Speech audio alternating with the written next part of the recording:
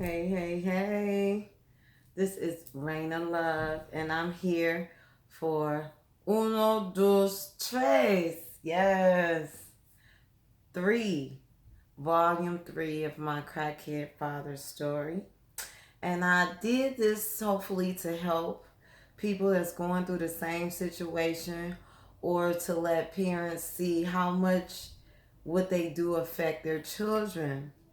So we were in the eighth grade, and I was talking about how God always blessed me when I would walk out the door, and how inside of home was hell. So I want to recap on how my father would leave the gun on my dresser because he was nervous because I would be home by myself a lot. And in his mind, he thought that would create more safety because I would be home from like 5 in the morning to like 8 o'clock at night, sometimes 7, somewhere in there. So he would leave the gun. So what that would cause for me is that I used to always think about killing my father. I mean, I wanted to kill him so bad. I used to like figure out ways. Like I thought one day, like, ooh, if I could save some money, I could drug him, pay some people to put him on a plane and send him somewhere really far. And in my mind, I was thinking maybe he wouldn't be able to get back home. I was trying to think all kind of ways to get rid of him without killing him, but it was like so embedded in my soul. Oh my God, because it was just a living hell being in a war zone all the time. And even though my father didn't hit me, my mother hit me with words constantly.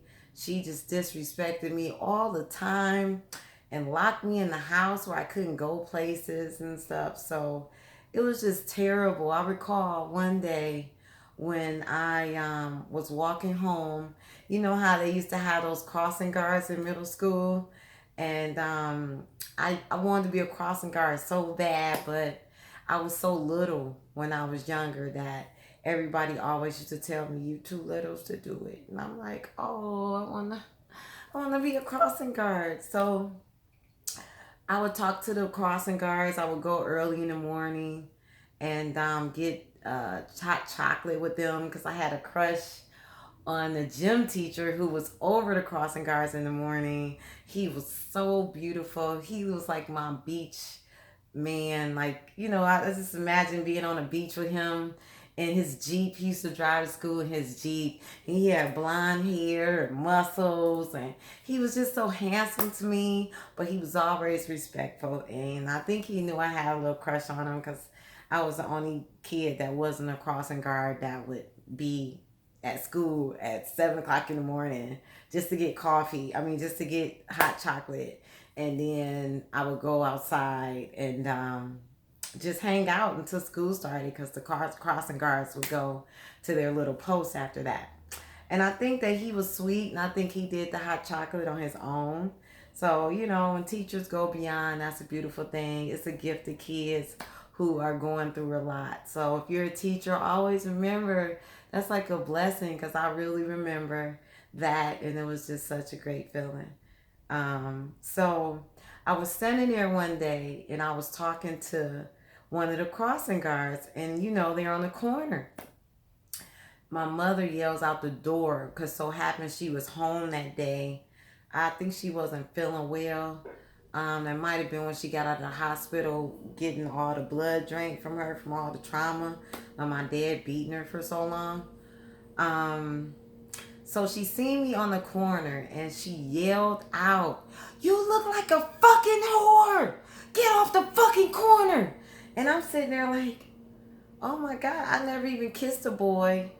I was very innocent. I didn't really do much when I was younger, so it was just really hard for me when she did that. Like, oh my God. And I was so embarrassed. I ran in the house and she was yelling at me and yelling at me like she caught me having sex or something.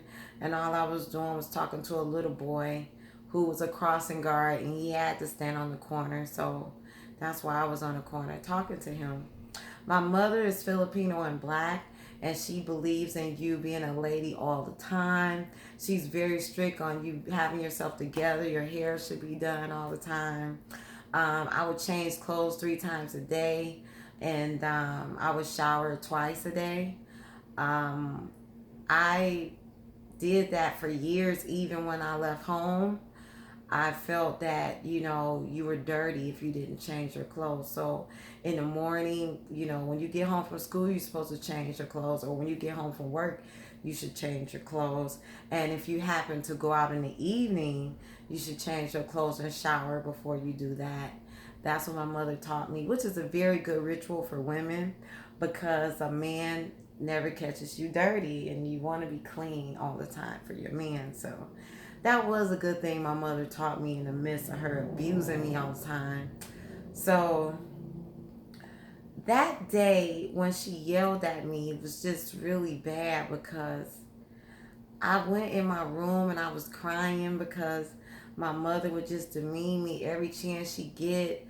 On the weekends, that was the one day where I didn't I had my pajamas on until like 4 o'clock or something like that, because she had me cleaning the house all day. She didn't buy a wash machine. She didn't buy a broom.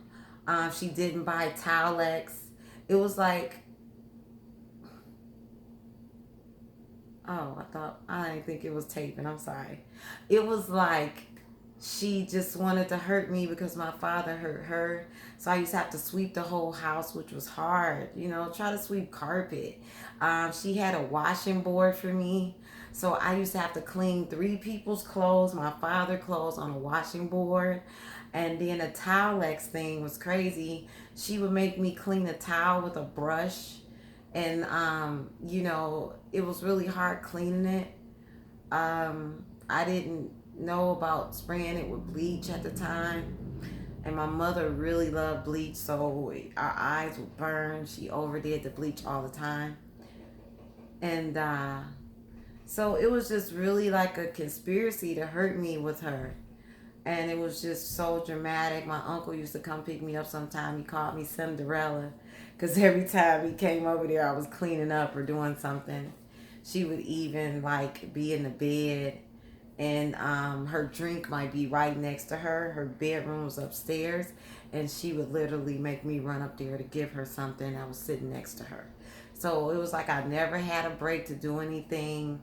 I didn't have time to do homework, because my mother would constantly call me all the time. She didn't care about school. She just cared about treat me like a slave. So it was just hard on me.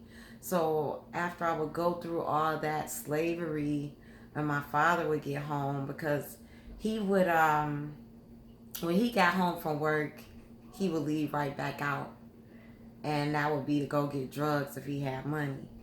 And then when he come back home, I would be scared, because I didn't know if he was going to beat my mom, if he was going to be in a good mood. So it would be really scary. Like one day, I heard him going through her purse, and he would look for things to beat her for, which was crazy to me. And he found how you have the peppermint wrapper? It's just a clear wrapper on the peppermint. Um, well, he beat her up for that. He found the clear paper in her purse. He said it was a condom wrapper. And he beat her and beat her and beat her and beat her. Oh my God. And when he told me to come in there to get her, because he had beat her all night, I heard her screaming. And I'm just like, Lord have mercy. I looked in the room, and what he was beating over was some candy wrapper paper. And that's when I really realized my dad had some really bad issues, because I was getting older. I was in the 8th grade then. And I just realized that they were bipolar, delusional, but like I say, they could be act normal around people. So it was just really crazy. Nobody believed how bad it was at the house. And so when he would beat her all night, the next day he would pretty much sleep all day. He would act like he don't remember. And my mother would make me clean up whatever that was broken in the house from him going crazy, and I would have to mop her blood up. She never cleaned up after fights. I always had to clean the house after my dad would go on his rant, pushing couches over and breaking dishes. And like I say, the hardest part was wiping up the blood. I never wiped it all up. Like I say, every room in the house had splatter on the walls. It was kind of impossible to clean all the blood. But you would be doing something and you would notice blood on the wall and you're like, oh my God. So it just always was like I never knew when it was coming.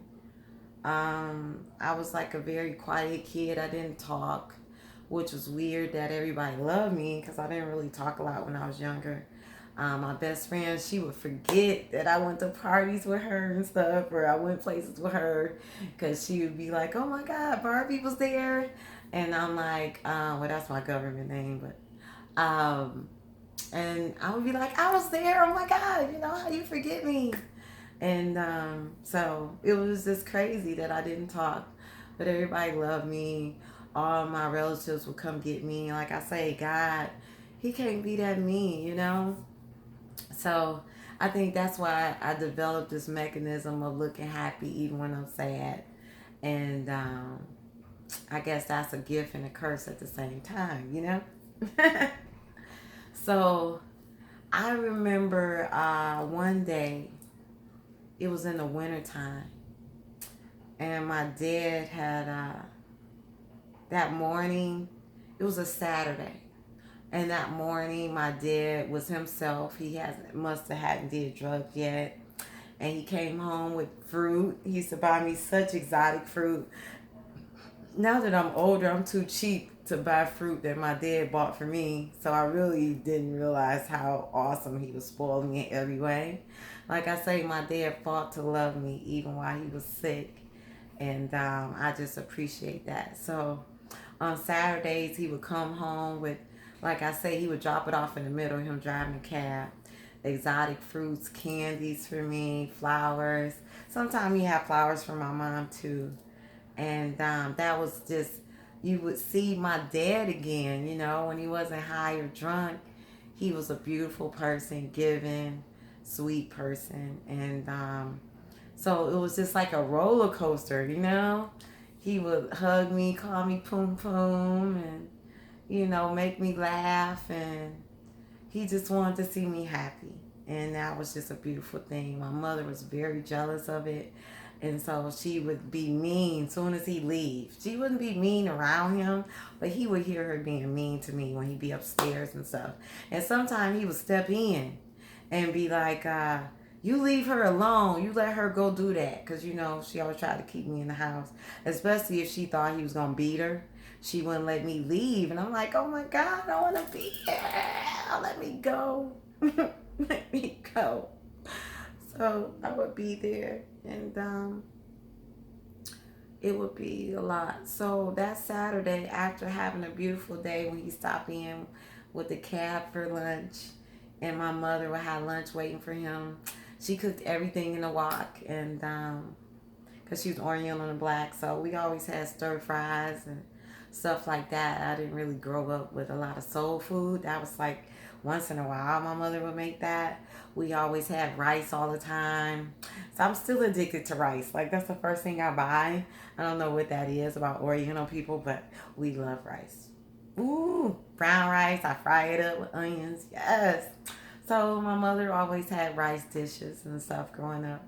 And she was a very good cook. So I did. Oof. And she never let me cook. So I can clean. A house. But cooking, not that great. Because my mother never let me cook. And it probably was because I hate touching meat. I'm a vegan now. And when I was a kid, I was loved animals.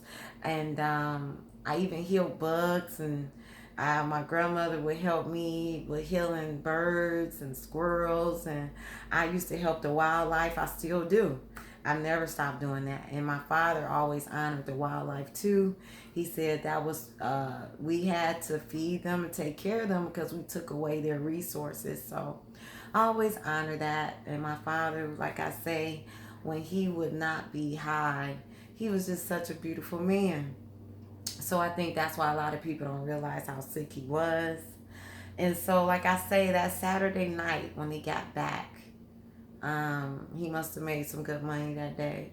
And so he came home really high, and his eyes were like cherry red. I never forget that day. Because when I looked in his eyes, it was like I saw the devil in him. And I realized that the devil was real that day because my dad was such a beautiful person. And when the devil would get inside of him, it was like he was just a demon who had no conscience or no morals. But he was able to fight to not hurt me, which was crazy. He never hurt me. So when he walked in the house, I saw his eyes red. I can't remember what he said to me. I remember it being mean. And then I ran in my room. And I think I got under the bed. And I remember him coming in my room. I saw his feet. But I think that's the first time he probably realized I was hiding under the bed. Because like he never came in my room all those years that I was hiding under the bed. I just was scared because I didn't know if he was going to turn on me because he hurt my mom so bad. So when I seen his feet, oh my God, I got so scared. And he literally walked around to my dresser, and I heard him pick the gun up, and then he left out my room. And I was like, oh my God, I didn't know. I was so scared because normally I always had the gun on my dresser. He never really moved it. It was there for years sometime. I mean, it was pretty crazy. And I would pick it up once in a while, but I was really scared of it. So I never really like did like kids do today. And so when he picked the gun up, I heard him go upstairs and he was yelling at my mom, talking about he should kill her, calling her and all these names and stuff. And I just was shaking. I called the police. And again, the police let him answer the phone while they call back. I never understand why the police will call the fucking house back after I will call. After they saw all the logs of me calling. I probably called the police over 400 times as a kid. And they always would fucking call back and never come. So my dad did his usual and pick up the phone. Hey, laughing. Oh yeah, now my daughter, she just always playing on the phone. I am so sorry. I am so sorry. I know it's late because it was about 3 in the morning. So if you're a little kid calling about 3 in the morning to the police, and my voice was extra kid like extra kid like, why wouldn't you come, please? They should have took me away. I would have rather been in the system. And I told my family that. I would have rather been in the system. For real. An orphanage would have been better. If you know a kid that's in turmoil, you call on the call. The system might be better. So I couldn't learn in that environment. I was stressed all the time. So I heard him up there with the gun. Then I heard him beat my mother. I don't know if he hit her with the gun. I just know it sounded like he was hitting her with something. And I heard her fall. And she would pass out sometime when he would beat her so bad. So it was quiet for a minute. And then when she wakes up, she would think that he still was over her. So she would be screaming and crying, almost like you push a pause button when somebody don't watch TV and somebody dramatically get hurt. It was like a pause button. Like even when he would call me up there when he would beat her unconscious, she would wake up and be, in defense mode because she automatically would think that he was still over her. So I heard silence for a while, and then she woke up and he started right back in on her. And that was another time where it sounded like he was raping her because the bed was squeaking and I heard her screaming saying it's not right. And then it got quiet again. And it was quiet for a minute. And I didn't know if she was alive. And I was praying for her. But I didn't go out the room because I didn't know how bad the demon had took him over, you know. And so it felt like an hour that it was quiet. And I couldn't call the police because they never come, they never believe anything, you know. So it was, I'm sorry, I think I was gonna cry. So it was scary, but when I heard her wake up and she was screaming again, he finally stopped beating her, probably like 20 minutes after that. And then she was downstairs in the bathroom cleaning up, and he had fell asleep out of exhaustion of being high and drunk. And by that time, it was like 5 in the morning. The sun was coming up, and I was watching her clean the blood from her face. And she used to make jokes all the time about how she knew how to get her eye down fast with witch hazel. She developed like a system of like getting the bruises off of her real fast. And they would act like that never affected me, you know? And I was like, at that time, probably like 3 days out the week, he would beat her. Sometimes it would be once a week, depending. But if she mentioned about a bill he didn't pay or something, it would become issues.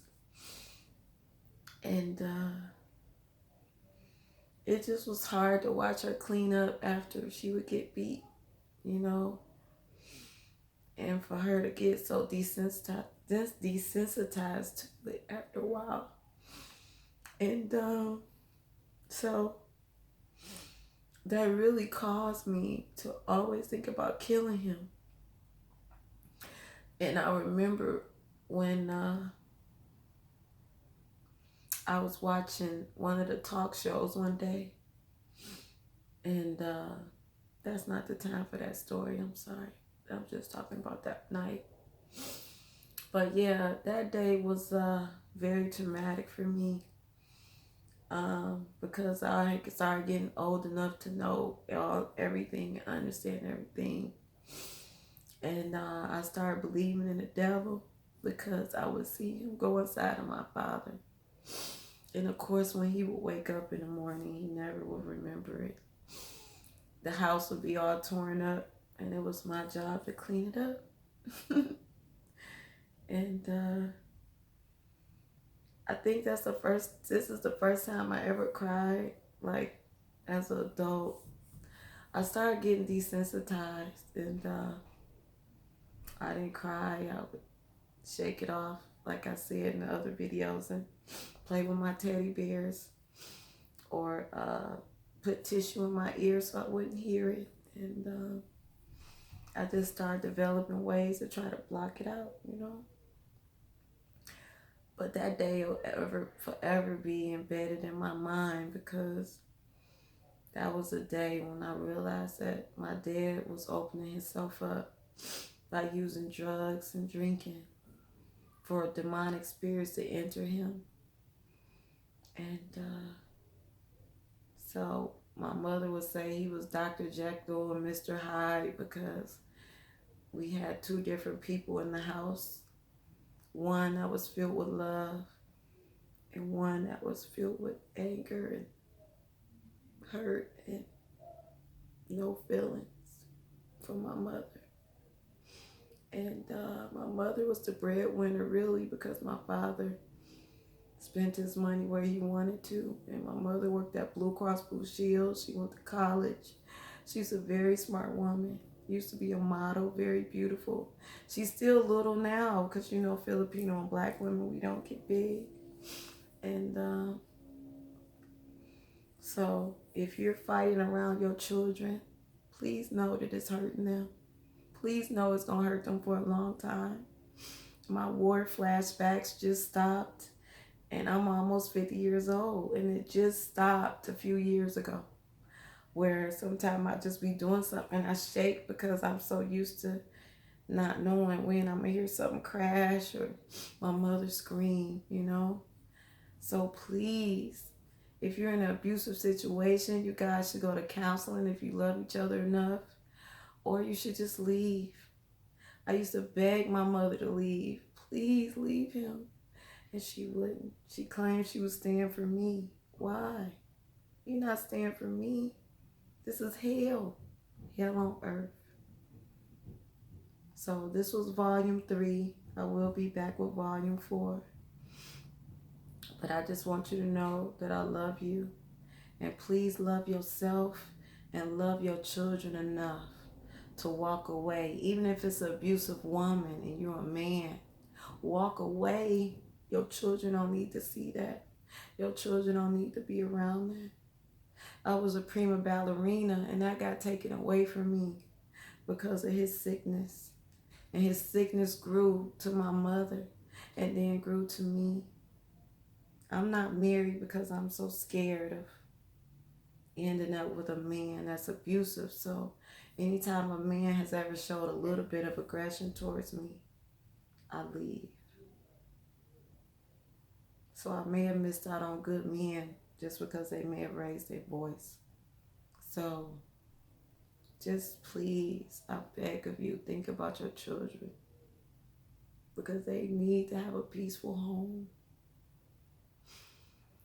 I want to say please like, share, and subscribe because we need to get our stories out to heal each other. It's time for us to protect our children, and this is the only reason why I'm telling this story, so that another child don't have to hide in a closet, under their bed, and know what it feels like to be so scared that their teeth chatter out of fear, not out of coldness. To know what it's like to be so scared that you pee on yourself and you don't pee on yourself. It's just you hear a crash, you don't know if your mom's dead or not. So please, I beg of you, think of your children. What they see, what they take in affects them. I love you. I hope you love me. And let's heal the world together.